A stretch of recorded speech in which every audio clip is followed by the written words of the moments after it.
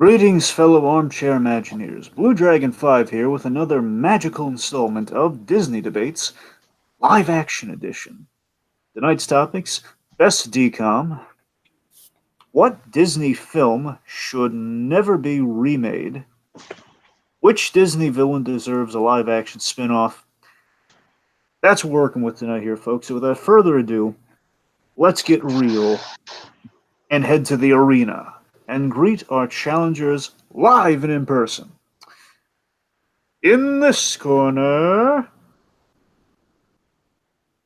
sporting a tiny fez upon his head and a Lululemon tracksuit, Riff Raff Street Rat. He may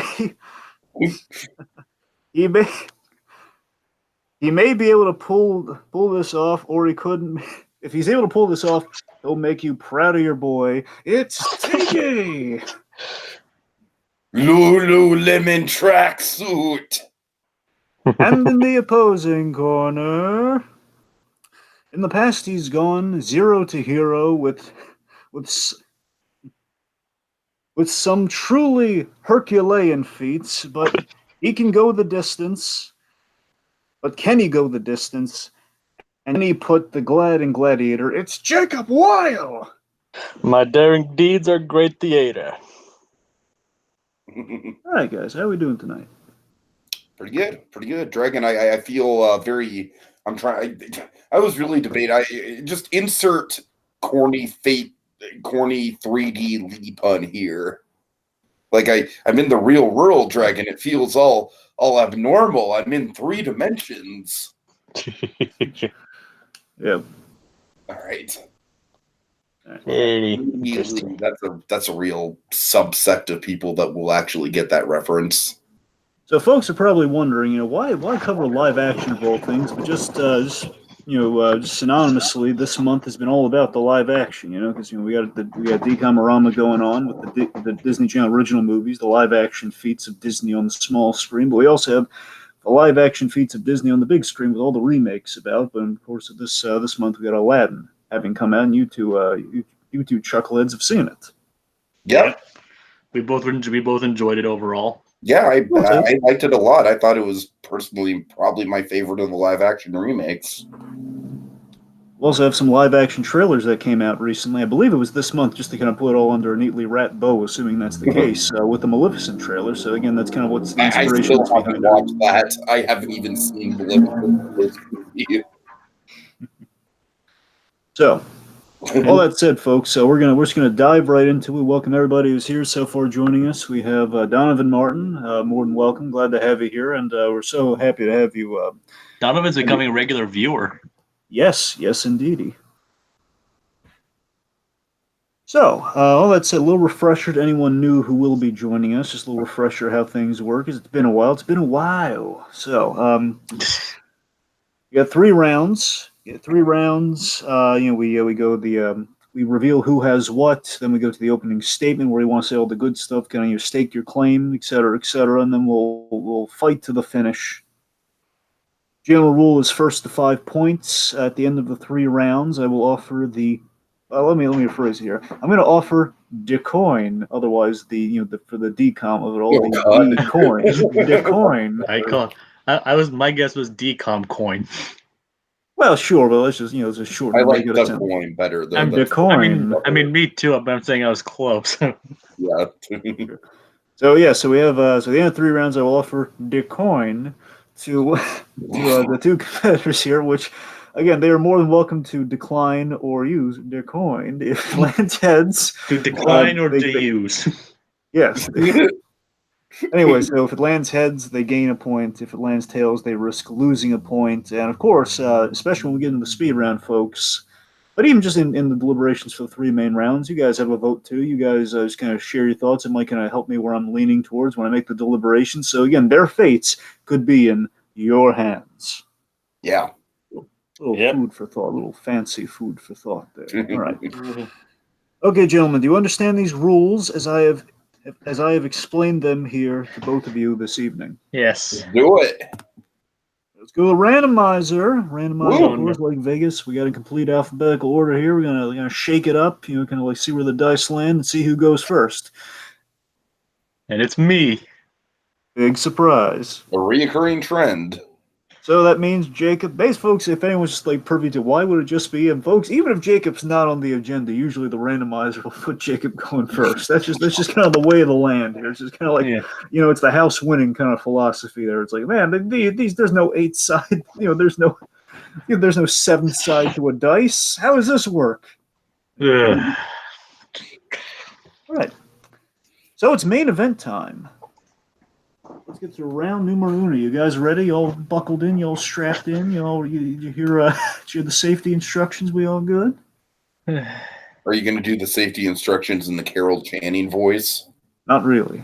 All right. Okay. I'm ready as I'll ever be. All right. Round numero uno, as stated previously. This one was inspired by Decamerama.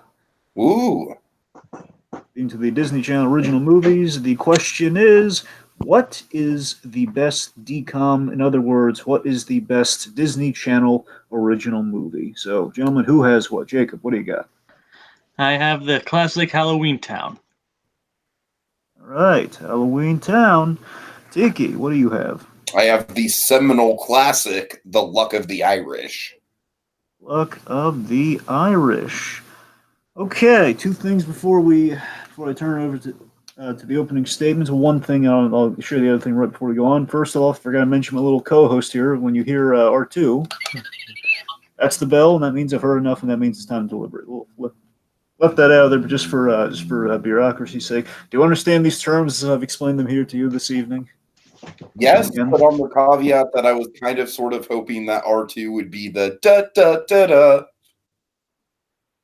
Right. Jacob, verbal Yes. confirmation. Okay. I'm gonna need verbal confirmation. All right.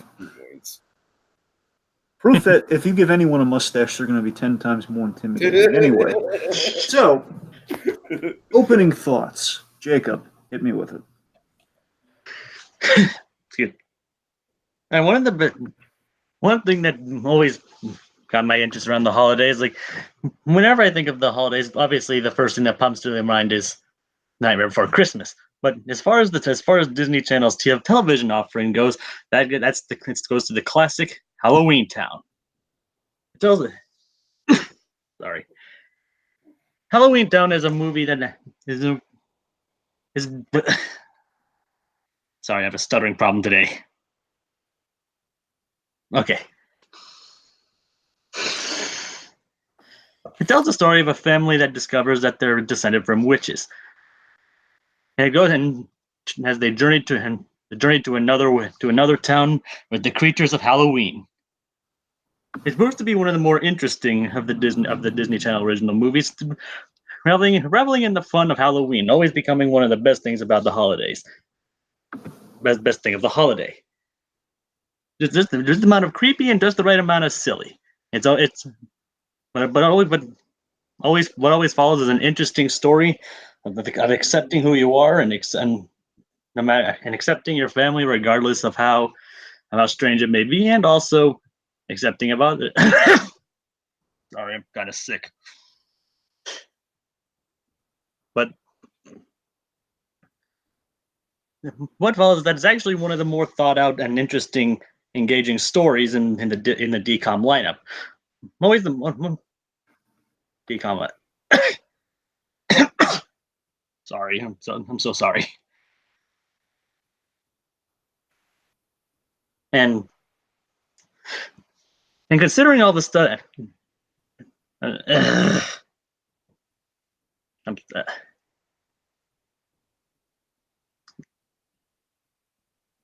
sorry.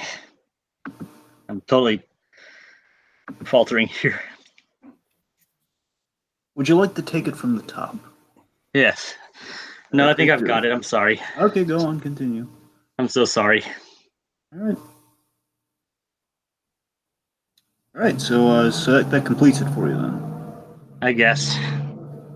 All right. That was a total blunder. All right, Tiki, hit us. All right, so Halloween Town to me is like it's more of a franchise, of course, and the first movie is good, and it is kind of iconic. But you know what else is iconic is something that's a lot more original. It's like we have a lot of Halloween media, and Halloween Town certainly stands out to a certain subset of '90s kids that grew up on it. But we don't have a lot of St. Patrick's Day stuff.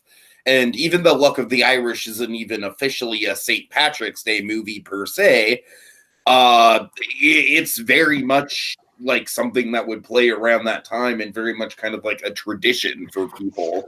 And I think that Luck of the Irish stands out a little bit more than Halloween Town because I feel like it's a little bit more of a standalone, not just because Halloween Town got a bunch of sequels, but just because I feel like Luck of the Irish kind of handles its mythology a little bit more.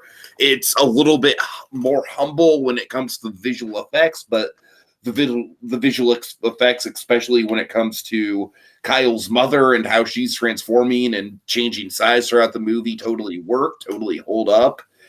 And I mean, overall, I just think it's a really fun movie, and I just think the nostalgia's there, but it also very much holds up. We're going to get into faults I have about Halloween Town. I rewatched the movie today, and there's certainly things that don't hold up about it. Luck of the Irish, the worst thing I can say about Luck of the Irish is something that Drag and I talked about in the podcast when we covered it, is that the best friend character isn't really all that necessary, but really it's just all around, just top to bottom, a very solid, like, is it the most ambitious DCOM? No. But I think it's like a good bowl of chicken noodle soup. It's not just chicken noodle soup. It's like, you know, like really well seasoned with like good hearty chunks of fresh chicken and noodles, and it just warms you up. And it's just it's total comfort food, and comfort food is what a DCOM should be. So yeah, that's why Luck of the Irish to me is the best Disney Channel original movie. Okay. All right, guys. Before we go into the fight, I just want to give you a little words of encouragement here. It's a little phrase of encouragement. Just want to say, I just want to remind you, boys, in the real world, sometimes you're forced to do and say some ugly things to get the job done. So bear that in mind as you battle out the holiday DCOMs here. So just, you know, like, have at it, guys. Have at it. Ooh. Okay. All right. Fire it out. All right. Go ahead, Jacob. No, I was waiting for you to say something first. I thought you were speaking first. No, yeah, I give you the floor. Go ahead. Well, I can definitely say there's a reason why there isn't a lot of movies and why Aladdin, Luck of the Irish and Irish mythology in general, for at least as far as this one goes. It wasn't exactly, as you said, the most ambitious and overall I found the Luck of the Irish could be kind of, how do you say, boring. How dare you? Yes, I dare. Okay, with Halloween Town, to me, rewatching it, honestly, one of the only things that actually holds up about it is Debbie Reynolds. Like, honestly, it's a very problematic movie from, like, a plot point of view, and especially from a character point of view. That's where I feel like Luck of the Irish succeeds, where Halloween Town kind of fails. Is that with Halloween Town, you have Debbie Reynolds, and don't get me wrong, I am saying nothing bad at all about Debbie Reynolds in this debate. She's great. But by that same token, though, the three main kids in this movie are all just like, I mean, I'll be honest, Sophie's okay. You know, she's inoffensive, I guess. She's, if anything, she's just got that Disney Channel, like, cute little girl syndrome going on. But the two older ones, I'm just going to call them teenage boy and tween, or teenage girl and tween boy, because I don't even remember their names because I wasn't even that attached to them. They're just both obnoxious. Marnie. Yes, I think Marnie is the girl, and to me, the big problem with Marnie as the lead character is that throughout the whole movie, she's just kind of like a rebellious youth stereotype, just done wrong, and she's just she kind of represents the 90s in the worst kind of way.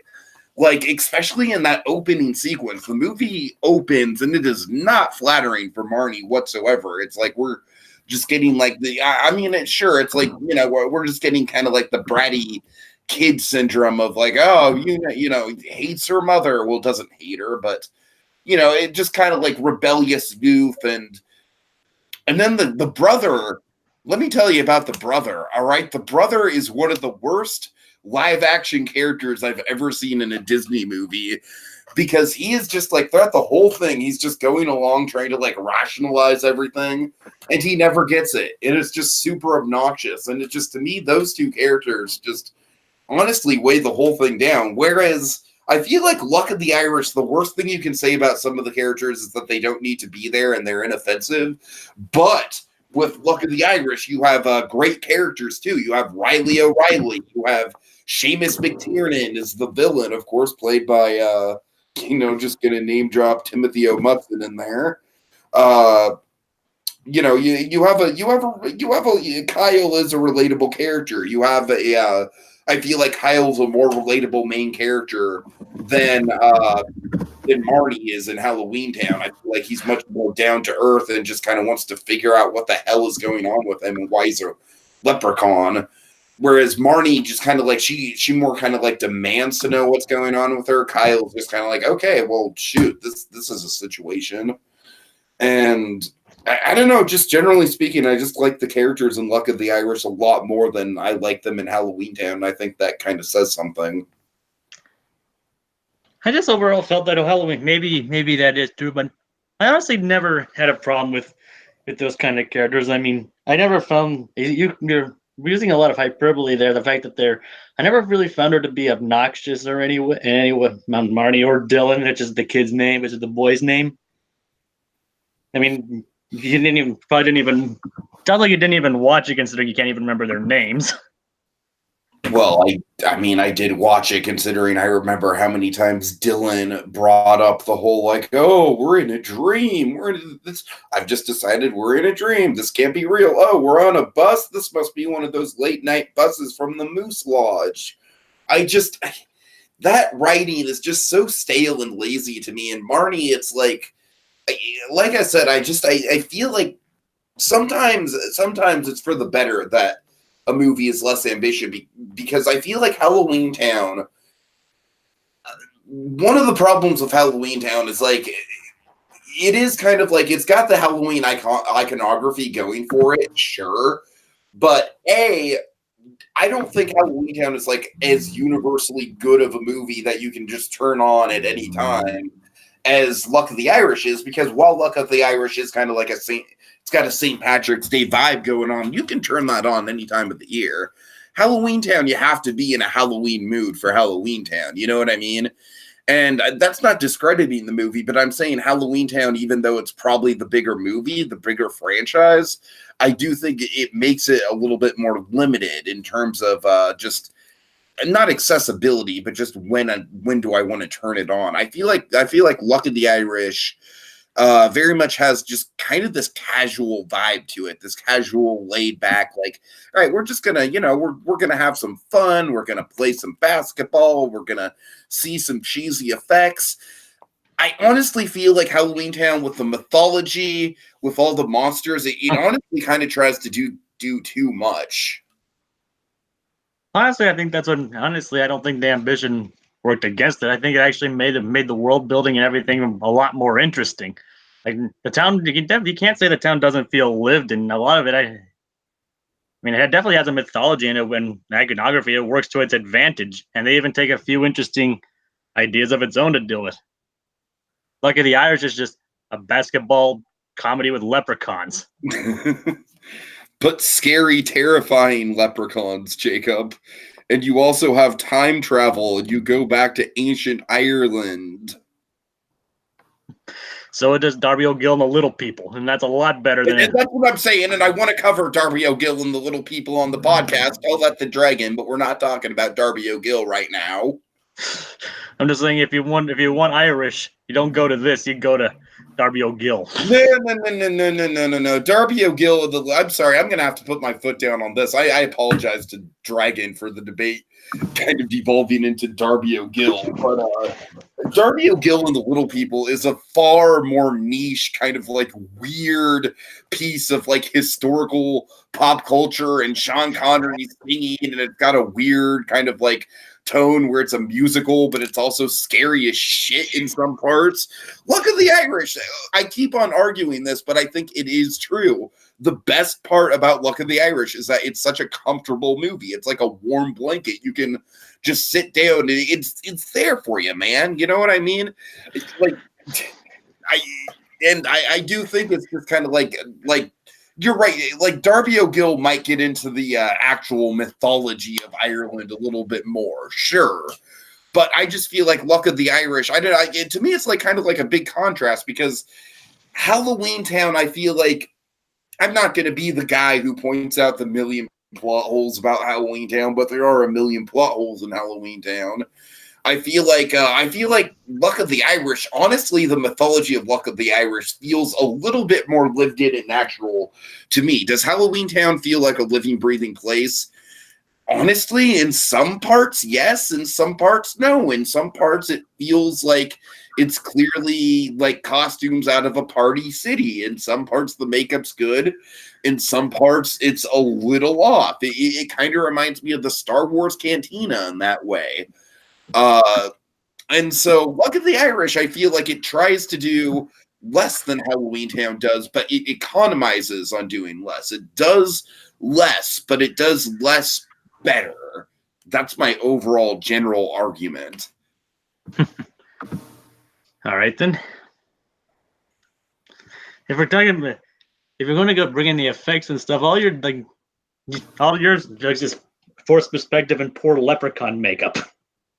Hey! Do not insult the Seamus McTiernan leprechaun makeup, my friend. That is some grade A stuff. And the best part about it is that he's in like the high school basketball uniform and everything. All right, that leprechaun makeup is like an iconic part of that movie. And as for the forced perspective stuff, I think all the forced perspective stuff holds up really well, especially for a TV movie of the time. I mean, I really do think it's, it's kind of like there's not as much of it as there is like creature designs in Halloween Town, but what they do really, really well, and it becomes a super memorable part of the movie. Not to mention, I just think that the character of Kyle's mother, she's just delightful from top to bottom. And this is what I keep getting into with Luck of the Irish. Luck of the Irish, it features like the mother and father are both just absolutely freaking delightful. You know, of course, we have the whole running gag of the, like, oh, we're from Cleveland, which you should appreciate, Jacob. Well, I mean, Cleveland's in my home state. Right. And where Barry's from. That's true. That is where Barry's from. But I don't know. Like I said, I think Halloween Town, to me, kind of like lives and dies by its concept, right? Like, it's very high concept. It's very memorable. People know it. People love it. I would say it's probably, I dare and say it's probably the most popular DCOM. I'd say probably it's probably the DCOM that people most kind of attach to. But my argument is that Halloween Town is kind of just a concept. The reason why so many people attach themselves to it is A, like I said, the Debbie Reynolds performance, which is iconic, and I'm not going to shit talk at all. And B, just the fact that it is very high concept. Luck of the Irish, I feel like a lot of people love that movie too. A lot of people grow up with it. It is very much a St. Patrick's Day tradition to a subsect of people. And just generally speaking, I think it's the better movie. I think it's got better characters. I think it's got a more solid foundation for a plot. I think it's got better jokes. I think it's, just overall just a more solidly written, compact movie. Okay. All right. Okay, I mean, Don't even need to deliberate here, Dragon. I know who won that. Okay, guys, I'm gonna keep it simple. It's a little, just some feedback here. Okay, Jacob, Yes. you need more fight in you, buddy. You need to dig your hooks into Tiki here, because basically, look, the ruling is this: the point goes to Tiki, and here's why. All right, so the point goes to Tiki. Reason being, it's not even that Tiki really made the best argument against Halloween Town, but he put up an argument. He did get into some stuff, but I mean, Jacob, you had a lot of stuff you could have attacked the Luck of the Irish, and you weren't really defending Halloween Town. You weren't really, digging your hooks into Luck of the Irish, because again, of all the plot stuff, you didn't really you attacked some surface level stuff like the Leprechaun makeup, and the best point that you made was that it's basketball with leprechauns. It's Tiki's arguing comfort food. You're arguing it's not ambitious and borderline boring. Which again that's a point to make, but you gotta land it home. You gotta really Tiki keeps slipping out of your grasp on this one, man. You gotta dig in there. Yep. That's the thing is, I mean, the biggest thing I think you could have really dug into at Luck of the Irish is Bonnie, man. Bonnie's like a huge gaping problem with Luck of the Irish. The girl, and I don't know. Point being, I think there's stuff you could have said. Just got JB, gotta get aggressive in the ring there, man. That's all I'm gonna say. So right now, well, I'll be more prepared for the next ones. All right, that's nice. So you get some smelling salts, buddy boy. All right. Okay, that's the end of round one. Points. It's 1-0 right now. It brings us to round 2. Also, Donovan agrees with the ruling there. Luck of the Irish. So, Luck of the Irish is the winner there. Okay. Round 2. Yeah. Well, at least it had the Timothy Edmondson in it. That's a good thing about Luck of the Irish. It's wonderful, Timothy Edmondson. Good man, that Edmondson. the king from Gallivant. Yes. Richard. Right. And also, he was also Lassiter in Psych. Yep, Lassie. All right, so inspired by Aladdin's release of late, round 2's question is, which 2D Disney film should never be remade in live action? Granted, I think by the nature of this question, we should be more comparing it to Dumbo than Aladdin. Time to get within the month, all right, sue me. All right. I'm sorry. It's completely but technically Dumbo really fits this question more like, it's not really helping me right now. Okay. I'm just saying Dumbo, I hated my life as a Disney podcaster watching Dumbo. And Aladdin, I was sitting in the theater like, this is fun. This is good. All right. Yeah, that's as far as I'll go with Dumbo. I literally hated my life watching that movie in the theater. It was your own doing, by the way, that you had to see Dumbo. Anyways, yeah, I know, and that's what made me hate it anymore. But I don't want to get into it. Anyway, and that's why I never saw Dumbo. All right, so basically the limitation on this, folks, was you're going to avoid what's been officially slated, at least the more tangible of the officially slated. It has to be a Walt Disney film. So those are the two specifiers for this round. So everything was on the table, and this is what here's what these two schmoes picked. Okay. I went with Pocahontas. I went with Bambi. I knew you were. Oh man, I should have bet money on it. I knew you were gonna make that joke. Bambi. Yeah, Bambi's mom. Bambi's mom. Just a tiny. It's an Animaniacs joke. I thought it sounded. Oh yeah, now I remember that. Bambi's mom. I knew you were gonna make that. That's something I was gonna. I actually contemplated taking never mind. It's not. Okay. I'm just gonna see if you had any self-control, but I wasn't gonna be cool. No, Dragon, you should know by now, long into our relationship, I do not have self-control. Well, we'll see. Okay. Anyway, okay. Getting back on point here. Okay. Opening statements. Jacob. Okay. Mine for the movie that Disney should never remake in live action, I went with Pocahontas. Not because of it, not because of the fact that it's an untouched classic. I went for it for a different reason. The reason not because it wouldn't be good, but that's exactly the reason. Because it wouldn't be good.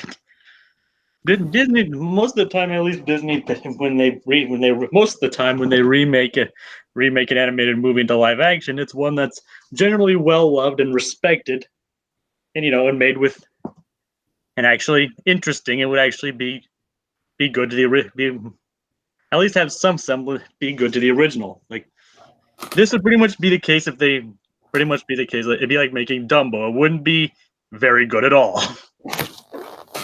I mean, basically, this is a film that's like pretty much everyone remembers as pretty much the black sheep of the Disney Renaissance, sandwiched between The Lion King and Hunchback of Notre Dame, two films that are very highly respected. But this, however, is not. To remake it today, especially to remake it today, there would have to be so many changes made, and even to make it more accurate to the original real life legend.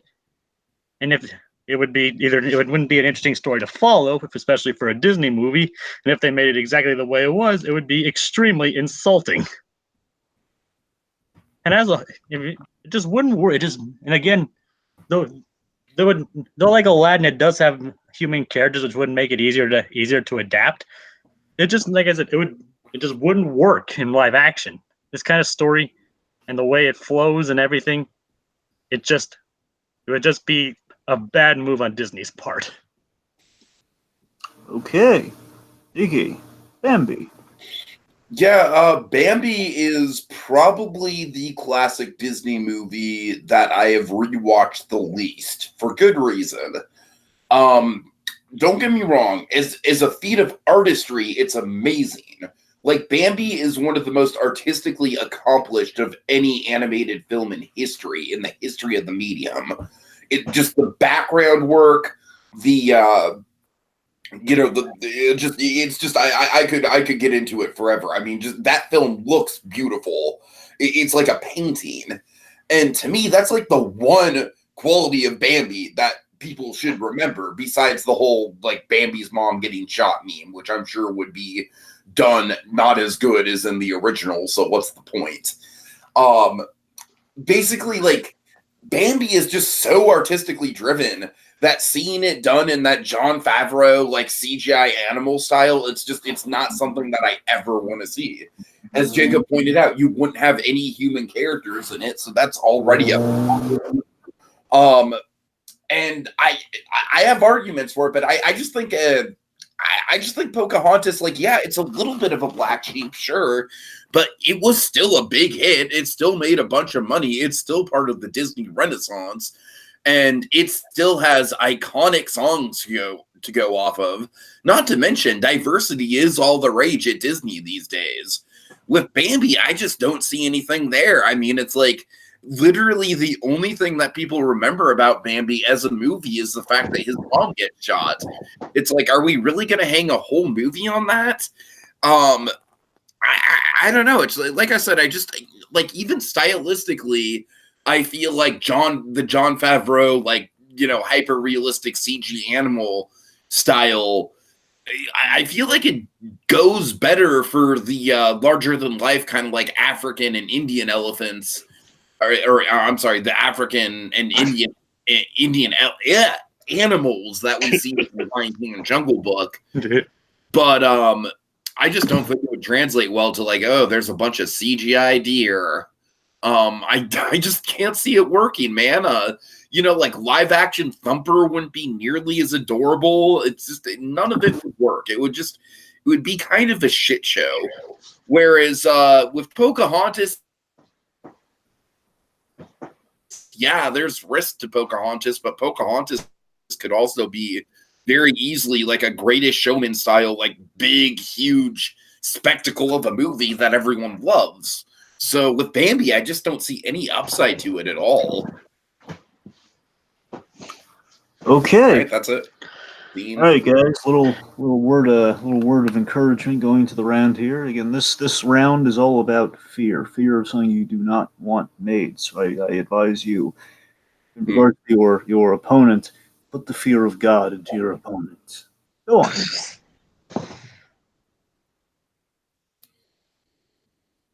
And fight it out.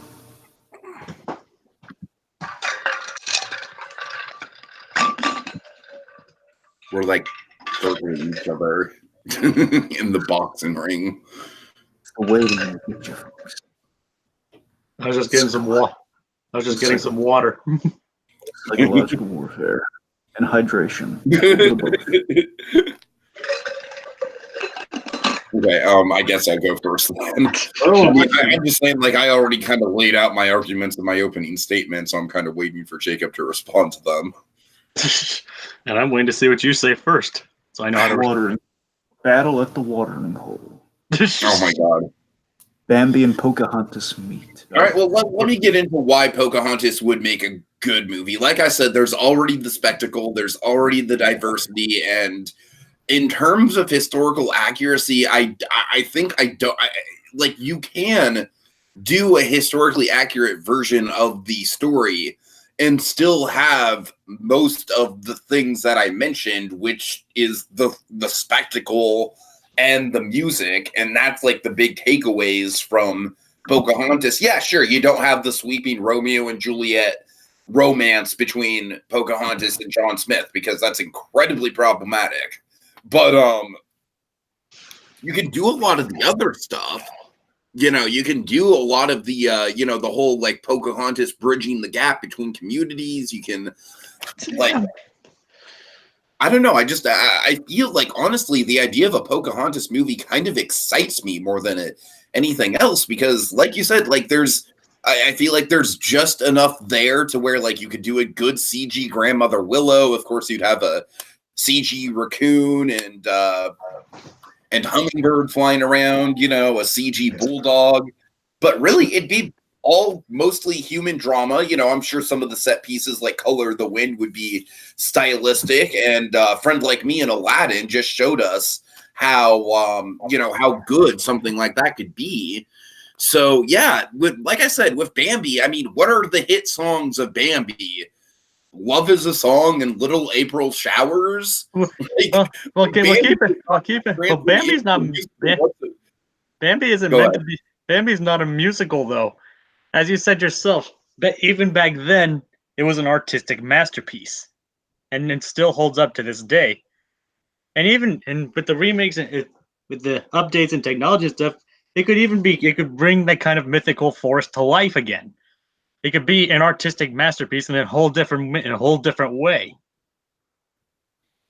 And it's a story that it's a classic coming of age story which never goes out of style.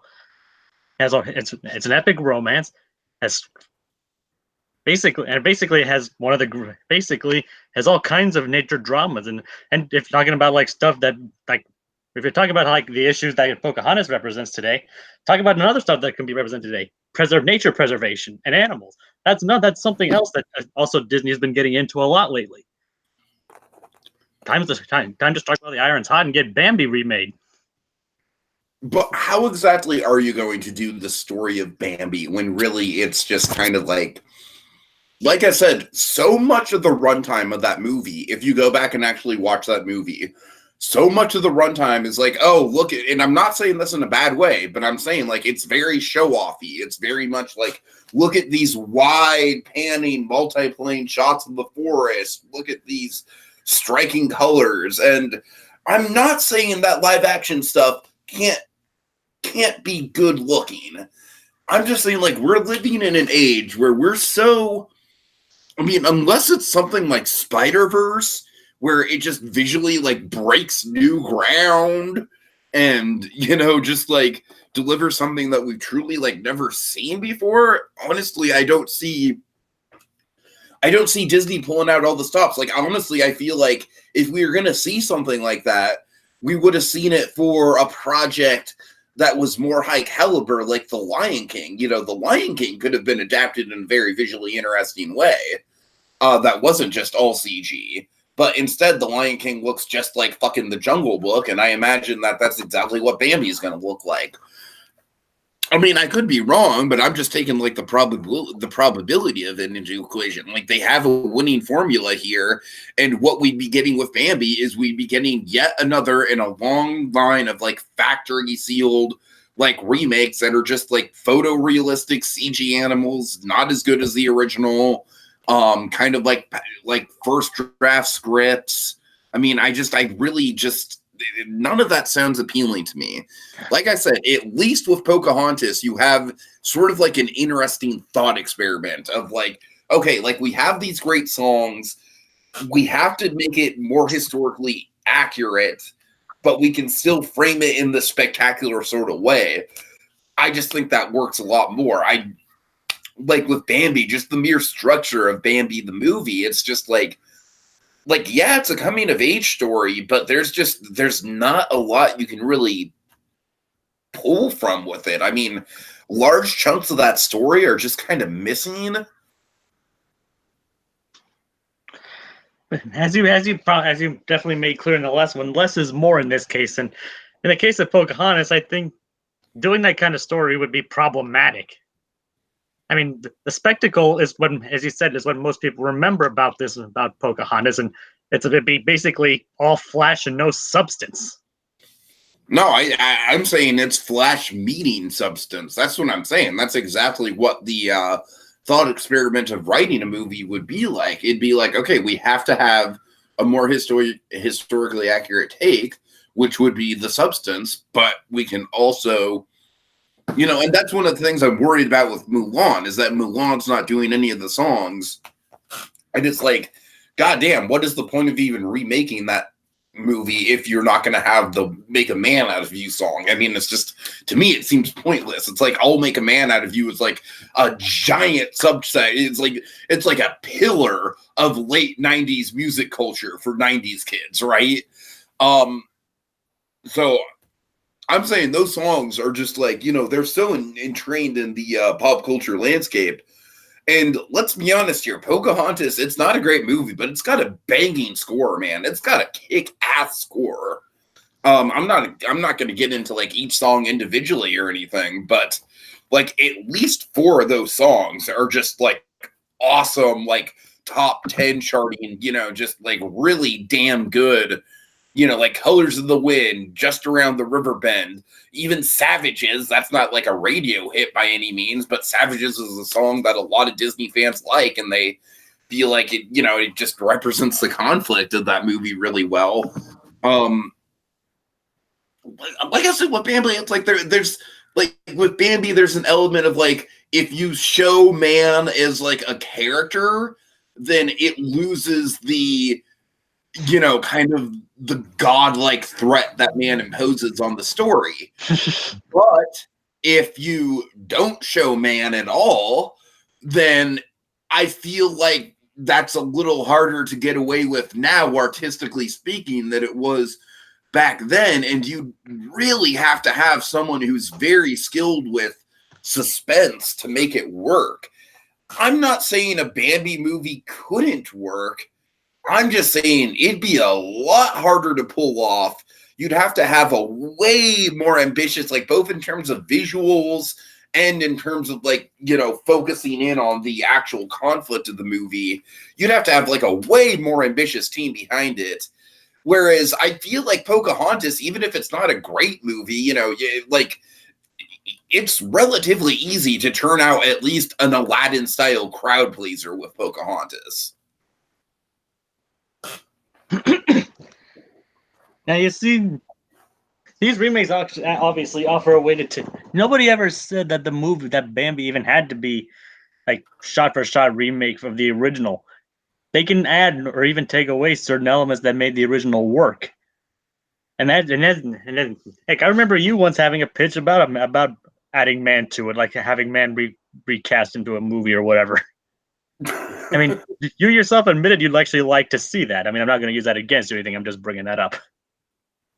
But I'm saying it is like, it is a dilemma though. Like man is a big sticking point with that movie. It's like, if you show too much of man, it loses its impact. It loses its power. Man is the most high concept Disney villain there's ever been. It's like such a thread that looms over the entire movie. Like, what do you do with that? Like, how do you convey the power of that? It's, to me, it's like a no-win situation almost. I mean, like this is the score that inspired Jaws. I mean, you could use be clear with what you're citing here. you were citing like a hypothetical pitch we were doing. I believe it was even a speed round of, I think ironically enough, it's a question that now we're going to be doing as a main topic, like the spin-off movie featuring the villain. And I was pitching like a movie about, basically it'd kind of be like an inverse of, Fox and the Hound, like Bambi from the hunter's perspective. But honestly, if you do that, it's not even Bambi anymore. I'm not saying that's what it should be. Colin Farrell can play the hunter, and he can have a weirdly southern accent. What I'm saying is, like, this is the score that inspired Jaws. This is the visuals that inspired so much. You can use those. Exactly. That's my point. You can't replicate that, man. I'm saying it's so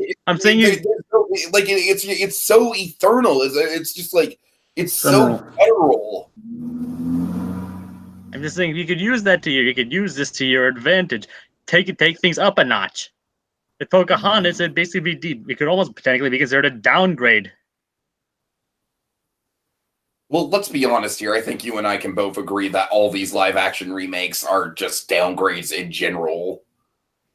Like, pretty much across the board, maybe excluding Cinderella.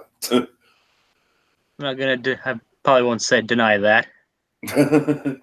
So I'm saying, like, calling Pocahontas, like, oh, it might be a downgrade. I'm saying, like, that's kind of a moot point. Like, we're... All right, guys, I've heard enough.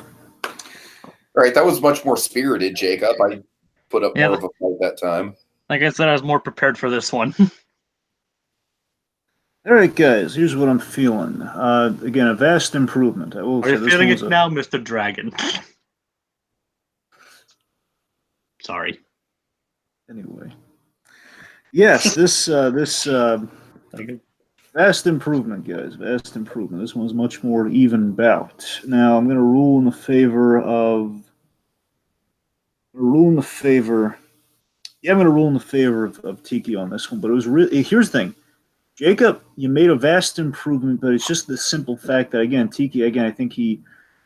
Basically, what he did is Tiki argued... I think mainly... Sorry, let me rephrase that. I just want to get it right here. Tiki was kind of on fire this round. He was. And specifically what really got me is Tiki kind of made the argument that Pocahontas getting another bite at the apple in Pocahontas, you'd have more opportunities. You can give it substance where it's lacking thereof substance. Like, Jacob, all your points were solid, but I think he sold the ticket to Pocahontas. You know what's ironic is that, like, right at the start of the debate, you had like, all right, guys, I need to show you what you don't want to see. You need to put fear. And I'm like, damn, my whole debate literally revolves around why Pocahontas would make a good movie. And I was like, all right, you know what, Dragon? I don't care what you're saying. I'm going the opposite direction on it. I'm subverting your expectations. Right. All right. Point being, again, it's guys, it was a kind of a really fairly fought here, but I gotta say, again, I think Tiki just kind of covered his bases really well here, and again, I think he just kind of sold it like, yeah, Bambi would be yet another in a series of downgrades. But Jacob, seriously, you made a lot of excellent points. You had a really good opening. Again, so that's the thing, and you did make you were coming back trying to sell Bambi, but it was close, but it's going to Tiki. So right now it's 2-0.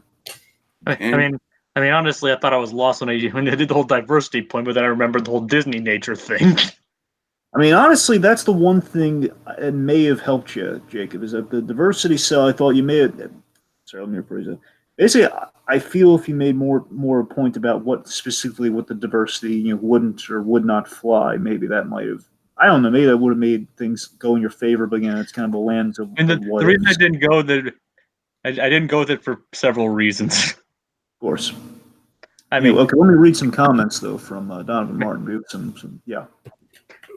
I mean, mainly was going to think it's like, okay, he'd throw that back in my face. Of course, that was a calculated, calculated lessening of force by all means, completely understandable. Anyway, so Donovan says Pocahontas, not because of its, I think it means conservative here, like conservation, basic conservation of nature. But it would save Disney PR a huge amount of time. I mean, I'm not going to argue with you there. The PR would be probably a nightmare with Pocahontas. I'd agree on that. Let's see. So it says Bambi looks. I mean, I pretty much did say like it would be problematic. Yeah. Okay, let's see. So Donovan then goes on to say Bambi looks better as a Disney Plus show more than a film. More than a theatrical release. Okay, let's see. They're starting to say Aladdin, the remake, is woke because of Jasmine. So again, I've heard that topic. I don't want to get into that. I know it's fine. We don't have to get into it. Basically, I think kind of it's like what are you gonna do? It's like give a woman a female empowerment song and the feminists are happy, but it's whatever. Okay, look, just without getting into, I think the point is that again, it's complementing kind of like the Pocahontas kind of line of logic that Donovan's laying out there. I think it's the main takeaway there. Anyway, honestly, I'm kind of at this point, I'm kind of as sick of anti-SJW culture as I am SJW culture. I'm just kind of like, it's like, all right, let's just let it be on both sides, guys. Anyway, okay, let's see. It says I can't see his mother die again. Already crying, thinking of it. So, a valid point. All right, let's see. They basically kind of made a point. They claim for diversity. Yet basically, it's like you can never please anybody. That's kind of the point he's making there. They claim for diversity. Yet they're still I totally agree with you. It's very annoying. Isn't it quite hilarious? Yep. There's something quite hilarious here. Man is revealed to be Ryan Reynolds' Pikachu. I pay to see that. I would also pay to see that. But anyways, also he cast his vote for Tiki. So yeah, it looks like we're kind of simpatico a little bit on here. Okay, brings us to round number 3. Round number 3, inspired by Maleficent, or more accurately, kind of Maleficent 2, that somehow, by some miracle, is being made. How? I don't know. I guess they grease some palms. I have no idea. So, round 3. Which Disney villain deserves a spin-off movie next? In the fashion of a Maleficent. So that's the real caveat here. So basically, it's a live-action spin-off. Has to be in live action. And basically, any liberties you want to take, I temper them by the Maleficent model. Like, that's as much liberty as you can take in terms of, like, again, maybe... Basically, Maleficent obviously doesn't follow the source material, verbatim of the original Disney. Question. Yes. Musical. Well, I mean, again, it's if it's a musical character, then look, I won't rule it out, but I'm just giving you an idea of like what your model is here for like is basically the liberties that Maleficent took. That's kind of way you can kind of curb your liberties, so to speak. So you can take some liberties, sure, but I mean, full musical. I mean, I won't say no, but I won't say it's it depends. It depends what your argument is. Okay. All right. So I mean, won't hurt. Again, I can't make any discerning call on that one. So if you want to go musical, it's your call, but gotcha. Your own risk. All right. So again, those are kind of like the precursors, guys. Who has what? Jacob, what do you got? I have Judge Claude Frollo from The Hunchback of Notre Dame.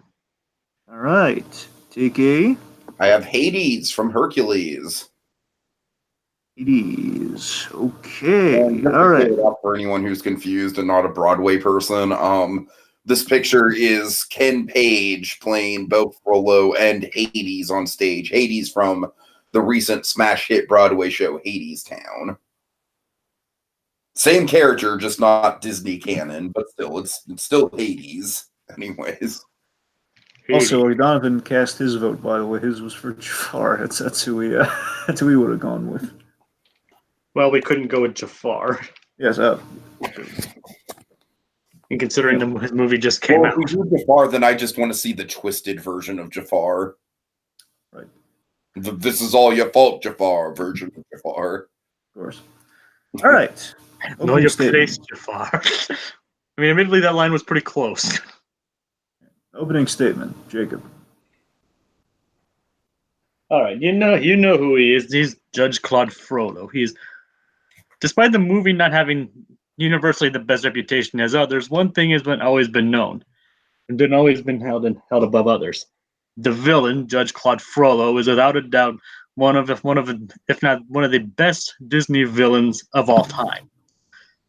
But on the surface, we really don't know too much about him. I think Judge Claude Frollo is a strong enough character in his own right but just enough there to hold his own, and even to explore a bit deeper to hold his own as a solo leading man, exploring the tale of a man a man of conflict, a man of the church, bound by a sacred duty, but burdened by his lust. And it could, and what it could be is like it could be pretty much be the way I'm imagining a pragmatic adaptation of both the movie, but also incorporating more elements from the book, where he's more kind and loving, but also definitely more of a tragic character. And you combine those with the more horrific, villainous Disney version, and you could have one hell of a story. And he'd definitely be younger, and he wouldn't be as old. But that would actually lend to it a bit more. What you would have is a dark, twisted, but good enough, but still viable for family film. That would explore the deeper mind and the descent of one of Disney's greatest villains. Okay, I want to clarify one thing specifically, Jacob. This could be important. So, is this kind of a full-on retelling from Frollo's perspective? Well, again, I know it's a spin-off movie. Again, the bear mind doesn't necessarily. Again, I left the loosey-goosey because, again, if you want to go in the sequel direction, you could. Again, this is kind of the Maleficent Liberty I'm talking about here. So, with Frollo, though, is it kind of a prequel, or is it just kind of just retelling the story from Frollo's point of view, or is it something else I'm not really kind of speaking to right now? The way it's like it could make it like touch upon some of this. It could basically be part prequel and part adaptation. Okay. All right. Thank you. Okay, if we're talking about like which movie would be more likely to win an Oscar, then sure, Frollo.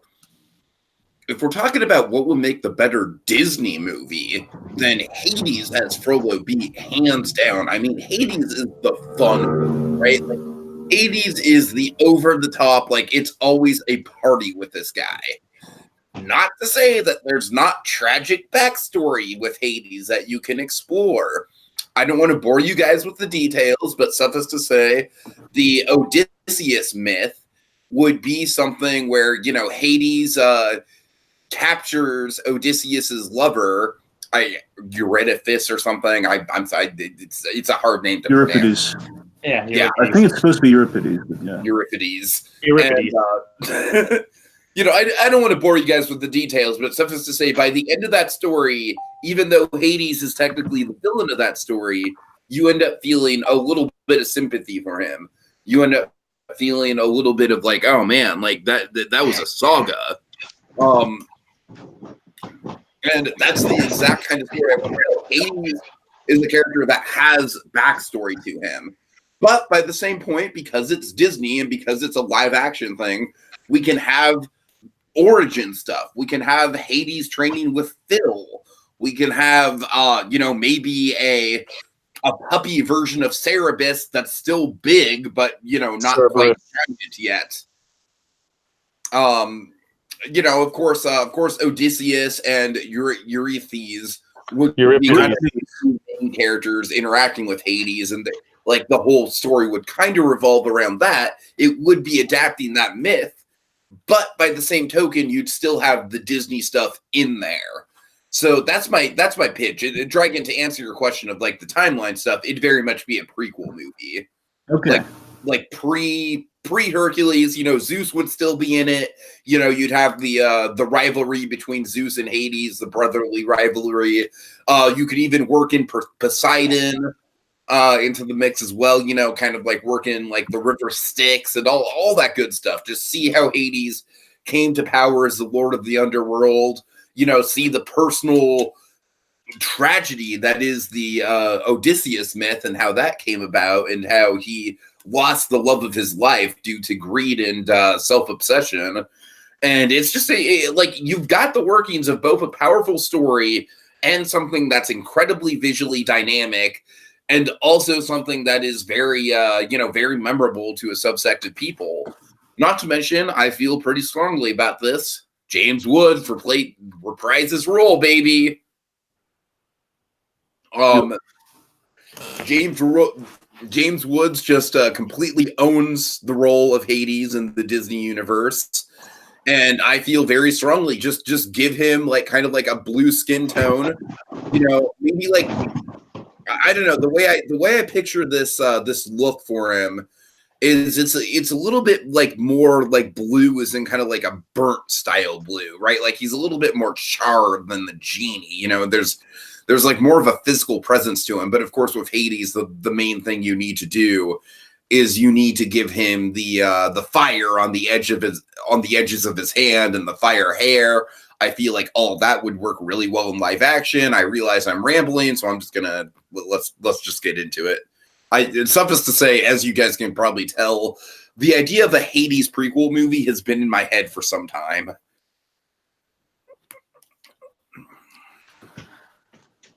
All right, boys, I give you 2 simple pieces of advice. Sweep the leg and end him. Go on. All right. Like when you missed the chance to add a Phil joke in there. Give us 3 pieces of advice. Go for the heel. There you go.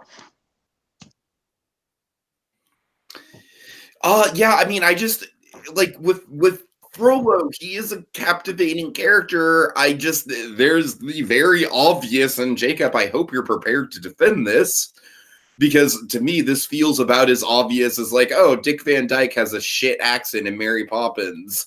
It's, kind of throwing a little shade at Sandy there. Frollo just wouldn't work in a PG-13 context, man. It really wouldn't. And frankly, if you change the ages too much, then it loses its power. The whole point of Frollo, why it's a powerful story, is because he's a dirty old man. Like, if he's a sexy, like, Luke Evans type, then it loses all its resonance. He was in his middle ages, like he was in his 30s or 40s in the book. It wouldn't be changing too much. Okay, but still, even in the 30s and 40s, Esmeralda's got to be a 16-year-old. Like, you can't change that about the character. You can't. I'm just going to outright say it. Disney is never going to greenlight a film where the main character, protagonist, or anti-hero, or otherwise, is a goddamn pedophile. It's just never going to happen. That's not what a pedophile is. Any changes that you make to that are just going to water down the source material too much, to the point where it's almost unrecognizable. Like, you mean pretty much what Disney did with the original Hercules myth? I mean, yeah. Pretty much the original story is like Hades wasn't actually a bad guy. Zeus was an incestuous, adulterous douchebag, and Hera was the main villain. And Hera was the main villain of basically the Hercules myth. But if you're talking about like watering down the adaptations, you don't get much more watered down than what they did with Hercules. Yeah, but what you're saying is you're pitching like a more complex Frollo, and I'm saying like it's just like with the inherent themes. It's like with the Greek mythology, there's still a lot of stuff to go off of there, even without the adult themes. Like, there's still the high adventure and the high concepts and the larger than life characters and the monsters. But Disney has been. It's not like Disney hasn't been known to touch upon these darker themes in their PG-13 movies. Heck, look at all the Pirates of the Caribbean movies. Heck, the Lone Ranger touched upon cannibalism. It's not exactly like they're shying away from entirely. Okay, yeah, but there's a difference between. There's a big difference, and you know it. There's a big difference between touching upon something and literally making, like, Frollo's lust for Esmeralda is the core of his character. It's like, if you make a Frollo movie, there's absolutely no point to making a Frollo movie if you don't make Esmeralda. There's a lot more to his there is a lot more to his character than just Esmeralda. Like, such as conflict, the love for in the book, he actually cared for Quasimodo. Actually cared for Quasimodo. That's why I'm saying it could be combining elements from both the book and the movie. The way it would work with him, it could even drive a conflict between the two. The conflict of his love for his son and his love and his lust for Esmeralda. I mean, what you're pitching just kind of sounds way too much like an in-between sort of deal. Like, I just think with Hades, you get the whole package. With Hunchback, you're just kind of like rewriting and kind of like I feel like more legwork would have to go into making it a good narrative structure. Whereas Hades literally writes itself. Like, Hades is easy. It's like there's so much to be mined from Hades. There's like it's literally right there on the page. Nothing good ever is easy, Tiki. Fair point. A movie like this just would require the work, but it could easily be. It could easily be overall a better pitch. I mean, what you're pitching is basically Hades screws over Odysseus. No, I'm pitching that Odysseus is the hero of Odysseus's story, and he rescues Eurydice from the quote unquote clutches of Hades. Euripides. Okay, I'm sorry, but by the time he does that, she's already fallen in love with Hades, and so it's like kind of like this tragedy of like, she's already destined to be married to Odysseus, but he's kind of like the knight in shining armor, even though she doesn't want to be rescued. It's kind of like a more mature Shrek in a way. And this would tie into Hades how? I mean, it gives Hades a layer of complexity to him that he doesn't have before. He can still kind of be that sort of like charming, suave, like used car salesman type of guy.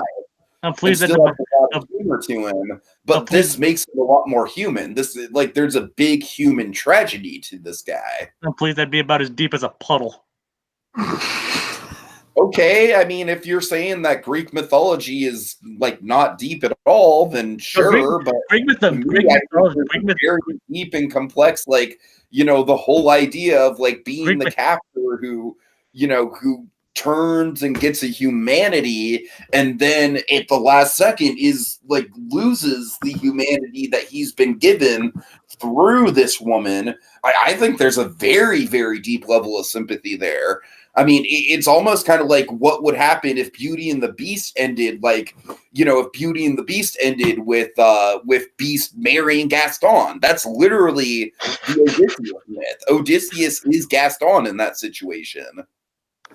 Just the thought of Beast. You said Beast marrying Gaston. Oh, I'm sorry. I damn it. Yeah, I think I kind of lost. You know what I mean? If at the end of Beauty and the Beast, Belle married Gaston, that's what I meant. I'm sorry. I don't remember the Greek myth going that way. Okay, I hear you though. I mean, the Greek myth definitely would go with Beast marrying Gaston. Oh yeah, you're right. If one actual Greek, yeah, they would definitely end like that. They'd have the most handsomely hideous children ever.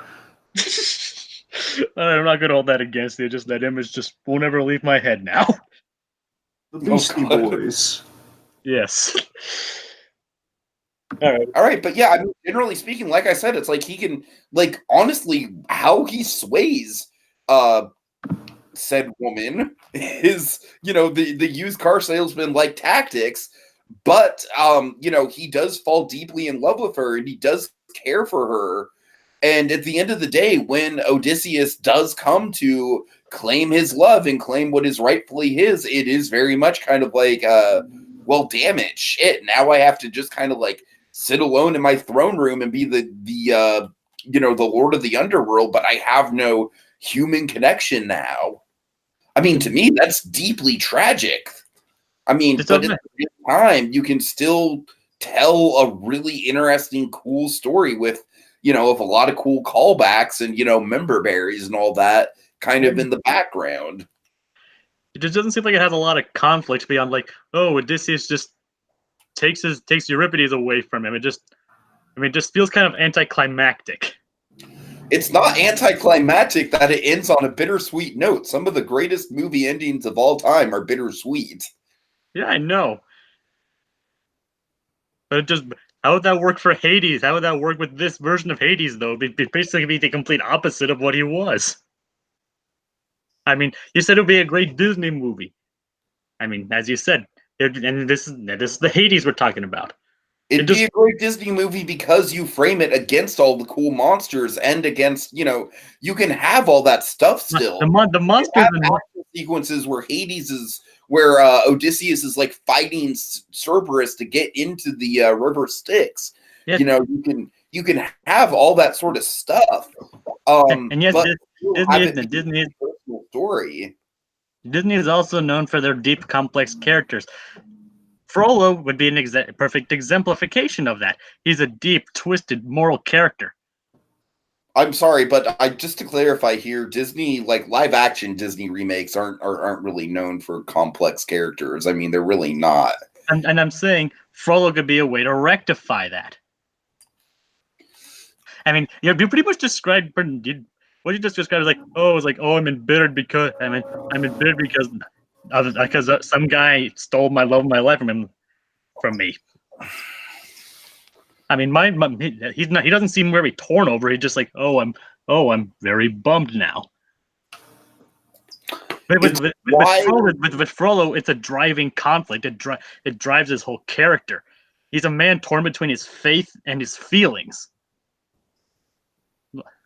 I mean, there's all kinds of stuff you could do with this character. I mean, you could make him funny, make him like have a dark sense of humor, like you did in the original story. How would that be theatrical though? How would you like translate that like on a grand scale besides just like shooting it in a big church or something? Like to me, that almost kind of like the idea of Frollo, I almost feel like it would work better as like a streaming show than a movie. That's my whole thing. It's like, especially when you're talking about a Victor Hugo character, for Christ's sake, it's like, I'm not saying that it's not a deep character that you can mine a lot from.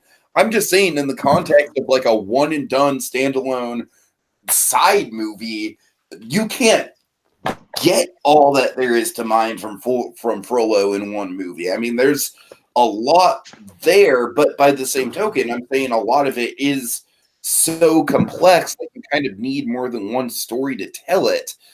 Whereas my argument with Hades is that Hades does have a built-in tragic backstory that you can tell in a very cool kind of like action-centric way that still gives a lot of depth and dimension and an added sense of, basically an added sense of like being in his brother's shadow and being, like kind of like the odd one out in the family of, like this is a guy who could have been tied more to humanity. He should be tied more to humanity because he is the Lord of the Underworld. He ferries the dead, but because of this, like thing that's gone awry, he's, I don't know. I mean, I kind of feel like I'm talking in circles here, so.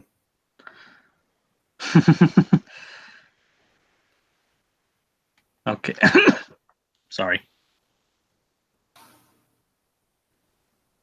I mean, you get my point, though. You get my point. I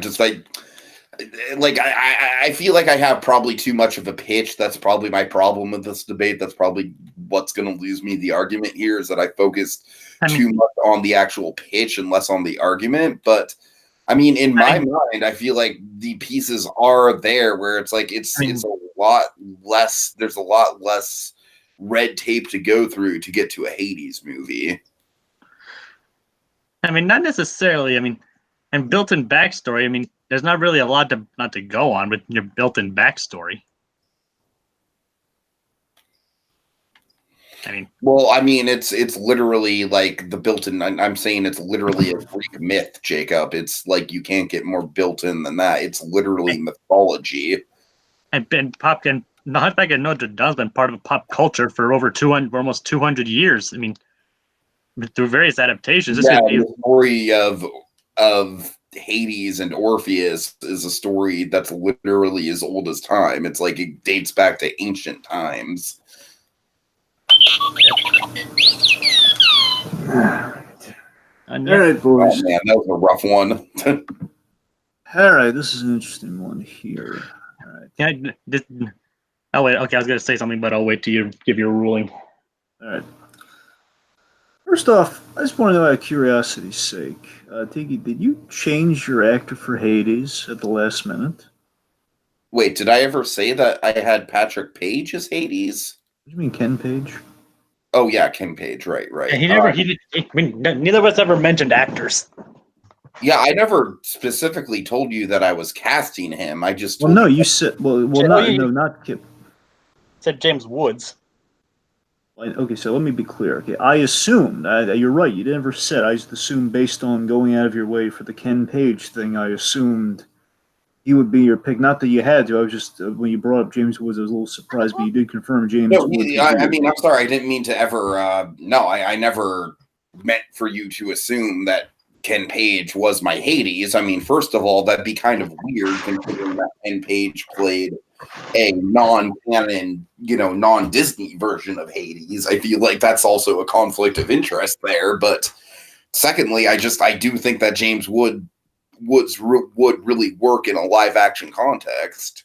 All right. Okay, anyway, getting back. Can I give who I had in mind for Frollo? Or should I wait? Or should I just wait until you're done? No, I'm curious. I want to hear it. Well, I actually had Benedict Cumberbatch. That was good. Yeah. And I had Ridley Scott directing. You probably should have led with that because now it doesn't count. All right. But again, I was going to say that I was going to put that in before you hit R2. Oh. All right.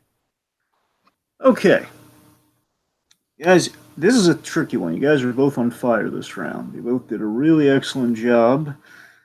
Really close, because again, I'm kind of of two minds here, because again, there's the direct question of which Disney villain deserves a spin-off. And yes, Tiki did get into a little bit of a pitch, but that's not necessarily a bad thing. I'm not saying it's going to win any extra points or anything, but it did kind of help facilitate a few things. But it's less so what was said during that. But here's what I'm coming down on. All right.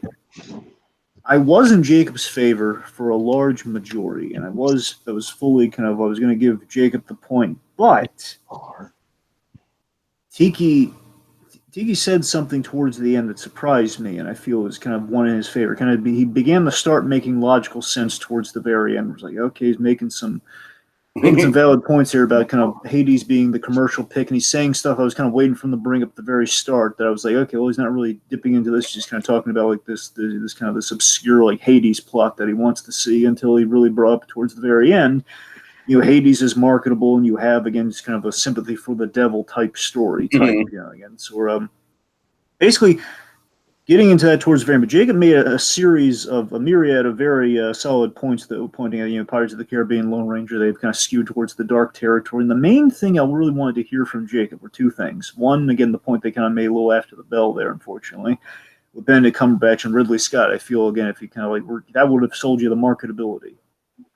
But beyond that, though, because Jacob, you did have ample opportunity to get that in there because Tiki was kind of hemming and hawing, feeling doubtful of himself, and that's when you should have gone in for the kill there. That's true. That's very true. Not starting with it, you should have gone for it right there and then. But the point being, Jacob did have a serviceable argument towards the start of things there and kind of go in the prequel. I just wish I had a few more details because if you look at, there's some other stuff. I'm not saying you necessarily had to put this in there, Jacob, or again, you necessarily needed all of these details. But Frollo, if you want to look into some of the book stuff, and if I could be mistaken here by all means, but Frollo, he does have I think he had a story with a brother, like kind of a derelict brother who kind of got drunk, and he kind of had to deal with that as well. And there's like a whole arch, for kids. But you could have. What I'm saying is, there's some extra avenues you could have gone with the Frollo. I'm not kind of holding that against you. I'm just saying I needed a little bit more details with where exactly you're going with the Frollo story, because basically you're telling me Hunchback again. That's all fine and good, but I need to know okay, what's specifically different here? Going younger Frollo, what more do we get out of it here? And I felt. Again, while I don't fully agree with a lot of Tiki's points, I feel he made the better argument. But again, really towards the end. For a while, Jacob, it was in your favor, but I think Tiki just logically at the end, I think he got it. So, surprisingly, wow. Tiki won the round. Very surprisingly. I'm shocked, honestly. I totally thought that mine was turning into way more of a pitch, and Jacob had valid arguments. But hey, I'm not gonna, if the boss wants to promote you over the other guy, I'm not gonna say no. What's the chat say? Okay, here's what the chat's saying. We have some very interesting stuff from the chat here. Let me go through it here. Okay, let's see, because I think there might have been a change in the chat as well here. Let me take a look. See. Okay, so Hades is bringing up Hades. Hades is the most is the funniest and most memorable of the Disney villains, or at least out of the two at the very least. Hades is going to be in Descendants 3, by the way. Oh, that's cool. I didn't know that. Oh, nice. But basically, he's saying that casting James Woods is kind of an unlikely pick because right now he's a little politically toxic. Suffice it to Yeah, say. I know. I'm aware. That's fair to say. I'm just saying when you bring up James Woods, that's saying maybe Jacob, if he wanted to. I mean, to be fair, James Woods did voice Hades in Kingdom Hearts 3 for what that's worth. That's fair, but recorded in advance. That's the main reason why I brought it. Why I didn't bring that up, and also because I'm not one that believes that just because one voices their opinions on politics that shouldn't allow them to get work ever again. And Perfectly goddamn, amen to that. I mean, I don't want to get political about it, but yes, thank you. Exactly. All right, let's see. So Donovan says my Frollo movie would be from his point of view with Charles Dance. He says with Charles Dance as the title character. Basically, I guess the actor Charles Dance as the title character, and Sophia Carlson as Esmeralda. She would be good as Esmeralda. I'll admit that. I might, wait a minute. I should have cast someone you guys liked as Esmeralda. That wouldn't have worked. Even if you cast Vera Farmiga, that wouldn't help. Yes, it would. Clearly, Esmeralda is going to be. Oh shoot! Why am I blanking on her? Rosario Dawson.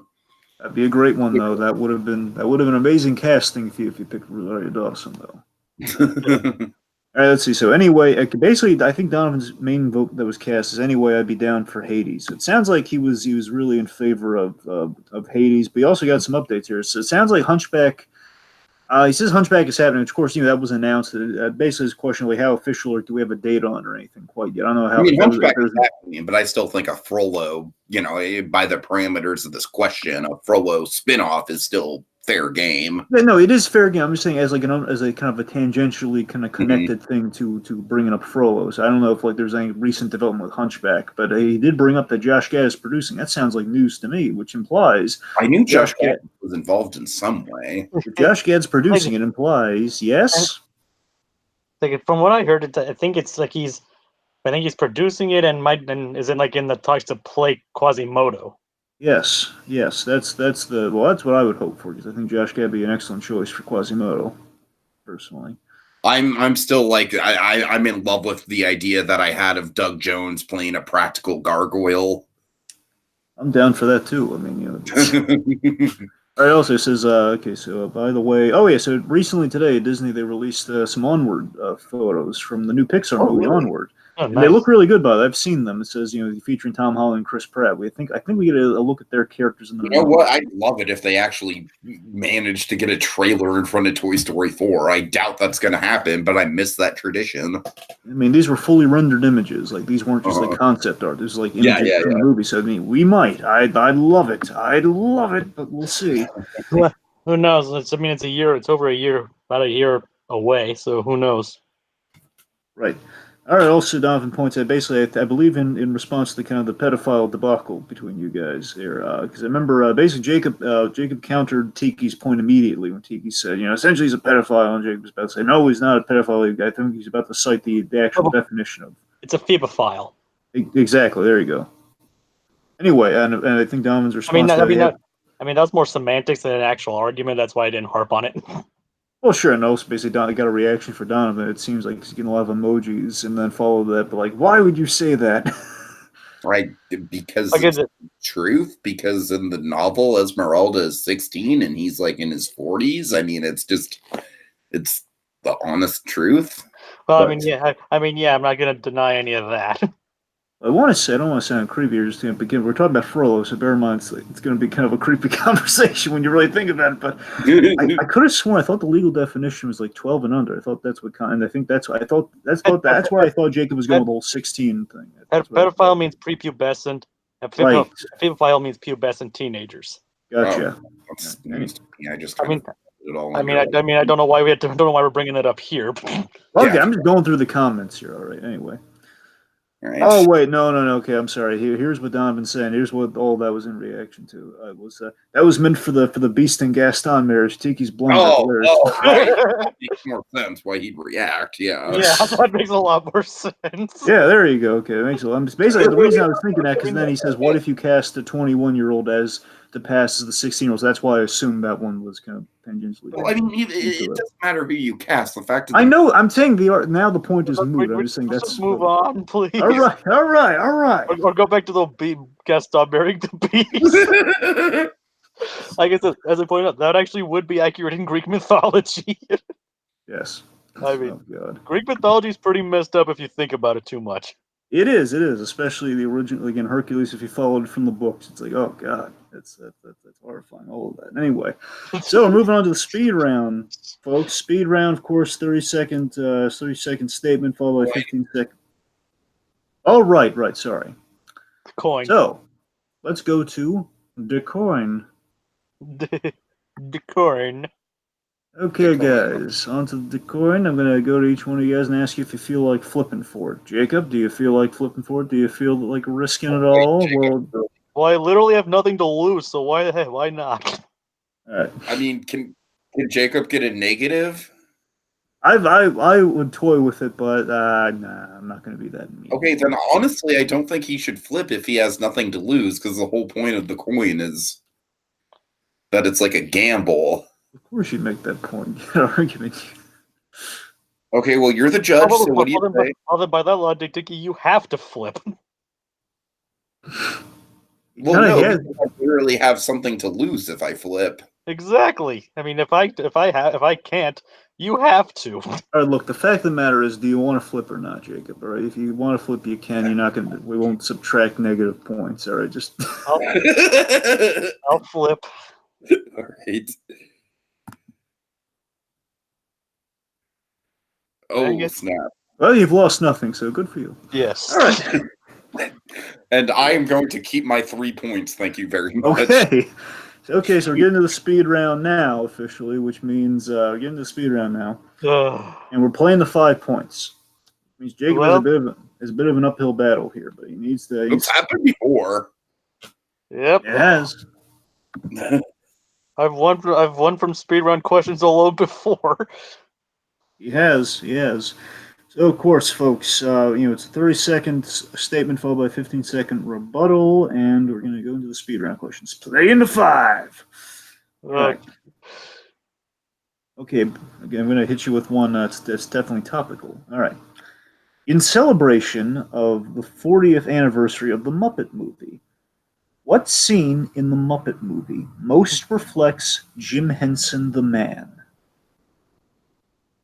Rainbow Connection? I think he's going for Rainbow Connection. You're kind of throwing me off with the Muppets, but Rainbow Connection, sure. Yeah, that is kind of out there. I mean, technically, it's not even originally Disney to be. And it's also kind of like a heady question too, but Rainbow Connection. I mean, that'd be a good mainline question. So, in a Muppets debate. Yeah. So, Jacob, do you have anything? I mean, I haven't seen the movie in ages. Yeah, Dragon. I don't necessarily. I was thinking about like, I'm gonna go back someday, but I don't really know if I can make anything out of that.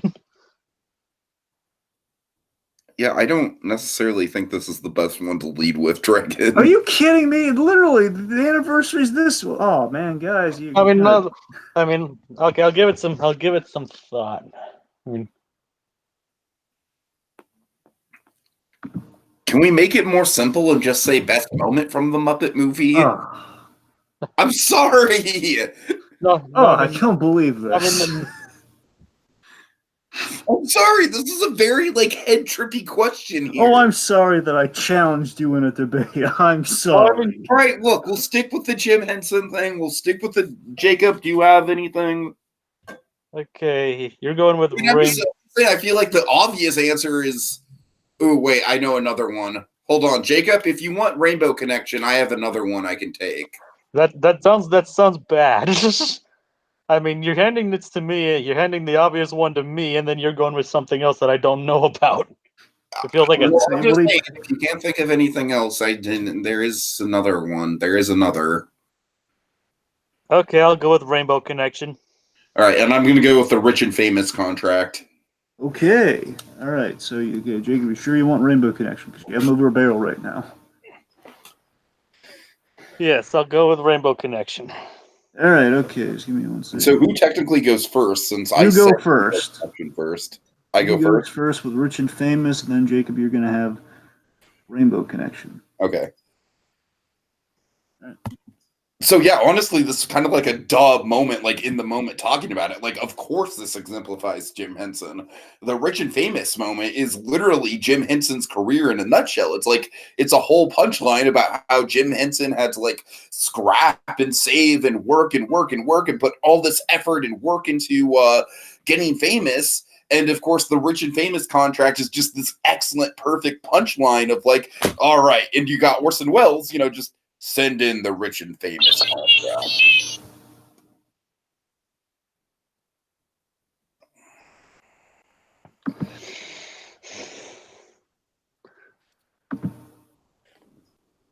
Okay. Above all else, Jim Henson was a dreamer. He believed, sure he did believe in the hard work, but he believed in telling stories and entertaining and also being true to yourself and following your dreams. Nothing exemplifies that great trait of Jim Henson more than the Rainbow Connection, a song about following the stars, but also working and believing in your dream and realizing that one day they just very well may come true.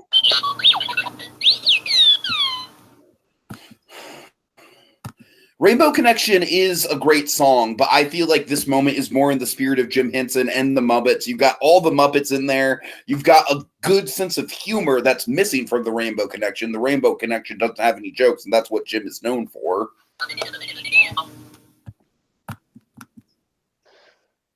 Yes, the Muppets are known for humor, but they're also known for pathos, which is also something the Rainbow Connection has, in addition to having pretty much every Muppet a Muppet in there at that time.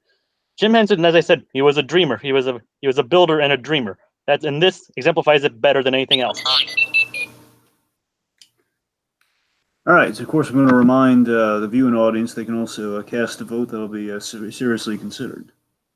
I might even turn it over to them, depending. Don Martin says Jim Henson is a legend, period. What an excellent sentiment. I full-heartedly agree with. Okay, in terms of where I'm leaning. He was definitely gone too soon. True. All right, so, okay, I was looking at it here. I'm going to give the point to.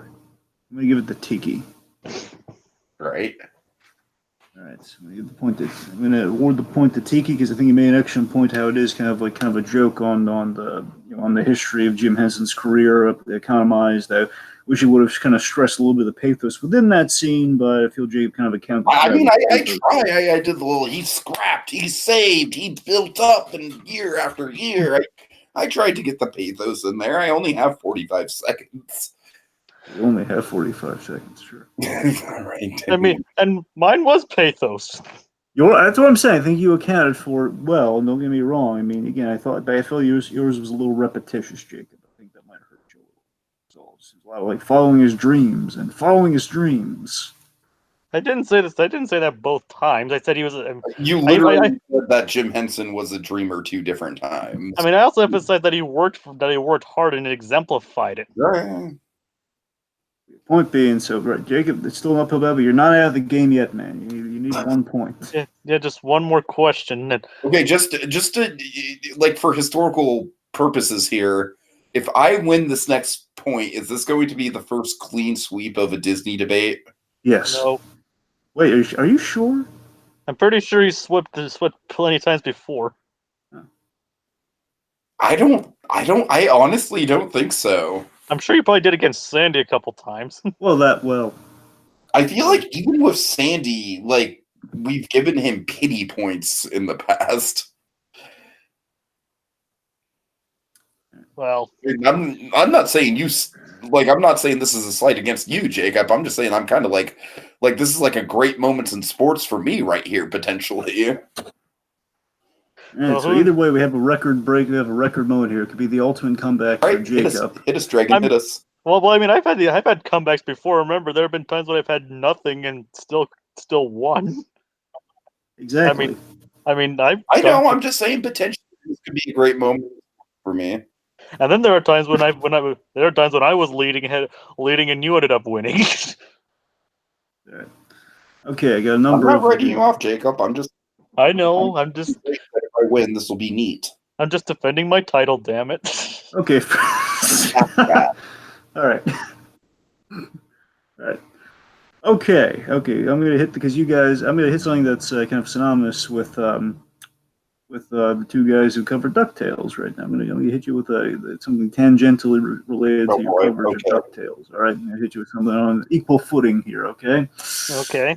It might be a bit of a quick draw because I'm not going to give it like this and that. I'm just going to leave it open. Because of course, whoever speaks first gets what they whoever speaks first goes first. All right.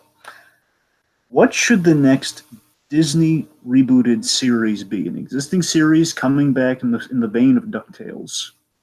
Okay, wait. Just to clarify here, this has nothing to do with live action. No. Okay. Well, I mean, obviously, Darkwing Duck. Like that's the obvious answer. I'm sorry, Jacob, but I mean that's. I knew you were gonna go with that. I guess I think I mean I'm leaning between. I'm trying to choose between two. I think I'll go with Tailspin. That is a good Are one. you sure? Yeah, it's either Tailspin or Rescue Rangers. I'm gonna go with Tailspin. Okay, and as for fun's sake, Donovan has Jesse Gargoyles. Oh, Jordan Peele wants to do Gargoyles, and I very much am down for that. Is that true? He wants to do that's Gargoyles? absolutely true. Yes. who's down for Jordan Gargoyles? Peele is very interested in Gargoyles. Who is? Jordan Peele. Ooh.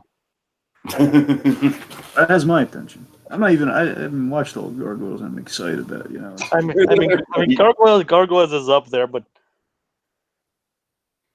I mean, All right. but it's too late for me to change. It's too late for me to Okay, change. Tiki, whenever you're ready. Too late. I know. So I already pitched this on the DuckTales podcast, but I think spinning off DuckTales with the I already forgot the name of the character, darn it, but with the fan character that Drake Mallard. Drake Mallard is the oh man, Jesus Christ.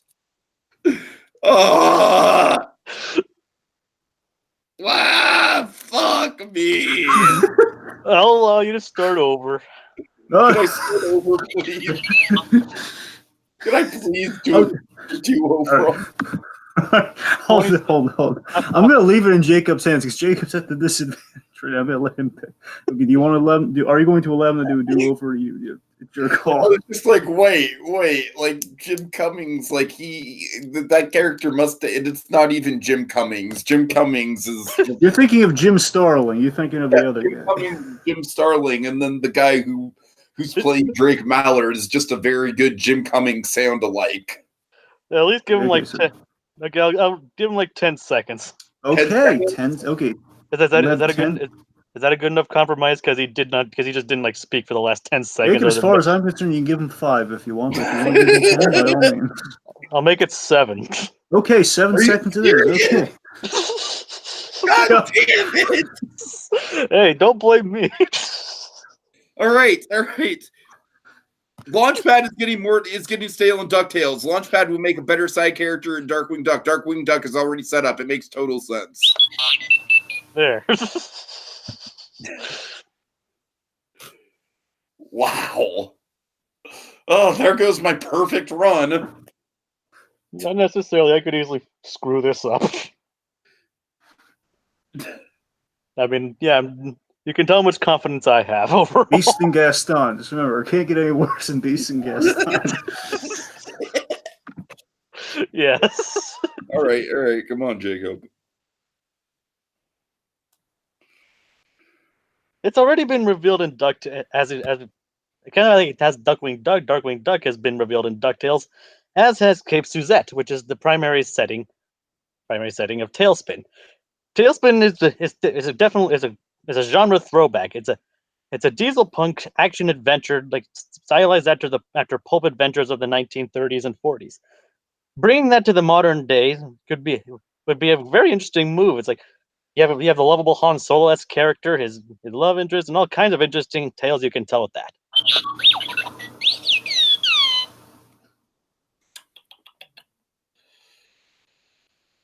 Okay, the Jungle Book characters would be kind of a weird combination on Tailspin. You can't do King Louis because of the Louis Prima estate. That's just out of the question. I feel like the 1940s kind of like action adventure. It's just like people would compare it to Indiana Jones, and Darkwing Duck is more of the time.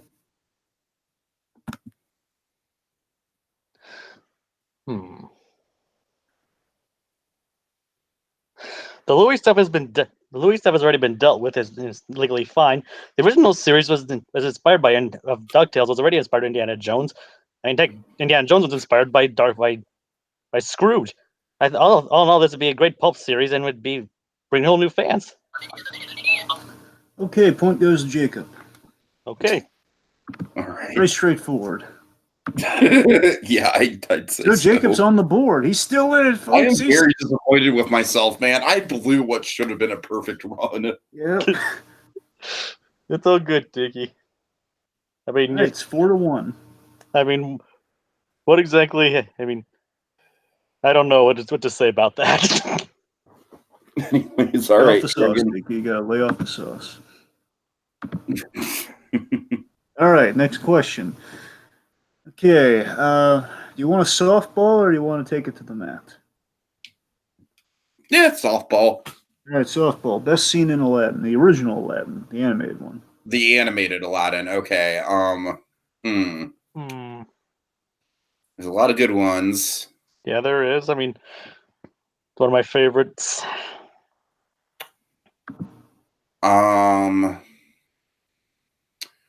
Okay, you know what? I'm actually going to go with the bit where Aladdin takes Jasmine up to his hideout for the first time and they're like relating to each other. The whole like, it isn't much, but it's got a great view. Gotcha, loft scene. Okay. Yeah.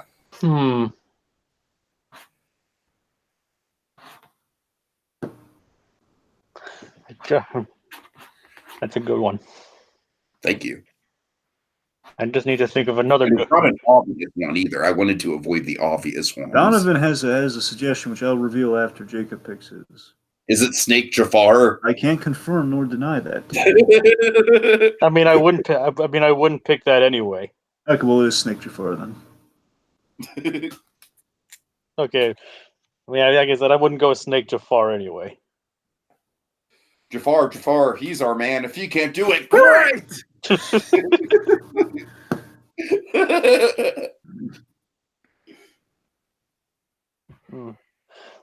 is a tough one. Not really. It's a tough one because pretty much every scene in Aladdin is a banger. That's the thing. You kind of have it's kind of a smorgasbord of quality that you really. I mean, like I said, that's why it's so tough. I mean, it's one of my favorite animated movies. I just don't want to misrepresent it. All right. Well, that's why I went the thematic route instead of the iconic route. Well, I mean, I'm trying to think of a thematic one too, but that's a good one. I mean, I have to be quick here.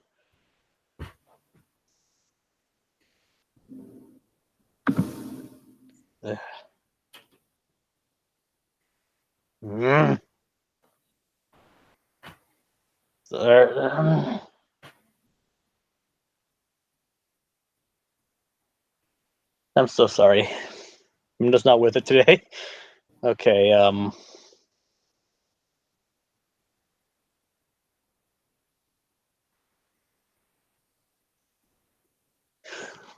The scene in the Oasis where Aladdin makes his first wish.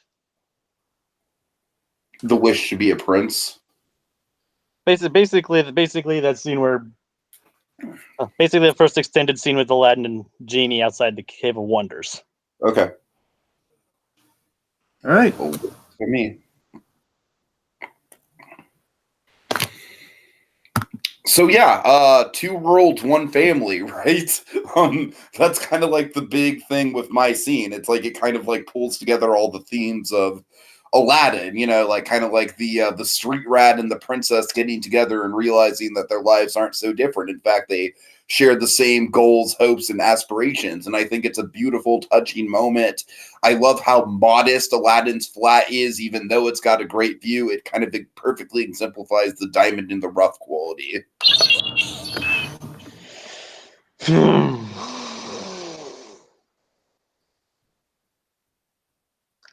What I really like about the scene where they're out in the oasis is basically it sets up Aladdin's character more and like sets him up to learn the lessons later on, but it also establishes the conflict that Genie has, his desires to be free.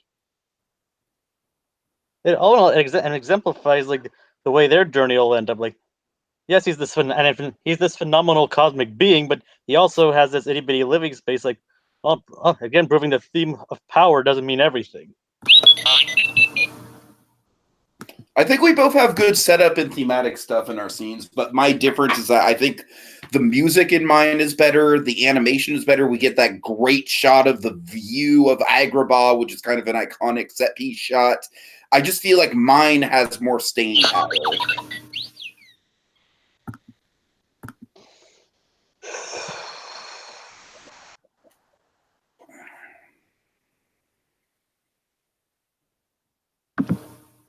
This is the scene that exemplifies the Genie from going from just like a role like a joke machine to an actual character with pathos and humanity, and it exemplifies his struggle with Aladdin. Aladdin, never mind.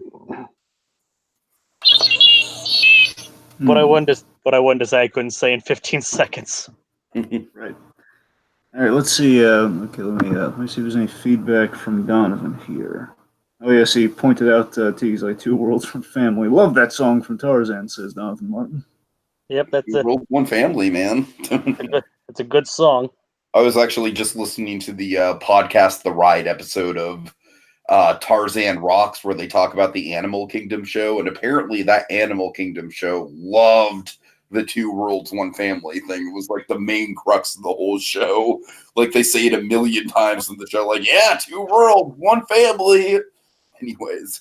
Okay, I'm going to ask you guys this. Do you want to leave it fully in Donovan's hands with casting a vote, or would you like me to just to make the call? I'm down with leaving it in Donovan's hands. Jacob? Down with Donovan. All right, Donovan, it's all on you in the comments right now, man. But we're going to give you about maybe a minute and a half. Okay, hopefully, just you vote who gets the point, who you felt made the most compelling argument. Was it for the Genie scene in the Oasis, just kind of like the aftermath, or was it the Hideaway? Was kind of like Jasmine and Aladdin kind of making their you kind of realizing they're both kind of like two peas in a pod, a very different kind of white Agrabah pod. Okay, we got a vote. We got it. All right, you guys ready? Ready. Sure. I want to know who wins. Well, who gets the point, I should say. Who wins? Well, yeah, I was going to say if you say if I win, then well, I meant who gets the point. Right, I meant wins the round. But okay, all that said, though, let me take a look. See. Yes, point goes to Tiki, which means Tiki wins. Take the prize there. Well, I mean, I'm happy, but at the same time, I feel like this win is just. It's like I'm just. It's like the guy who could have bowled a perfect game, but then they miss 1 point at the end. I guess. Yeah. So I guess if I could take anything away from this, it's I didn't. You did. I took away your perfect shot. You did, Jacob. You got the personal victory. To paraphrase Hamilton, I threw away my shot. You spit on his shoes, man. The man crossed the finish line, but you spit on his shoes. You won the battle, but I won the war. Let's go to the Tiki visual. Can we go to the visual? Oh, yeah. Okay.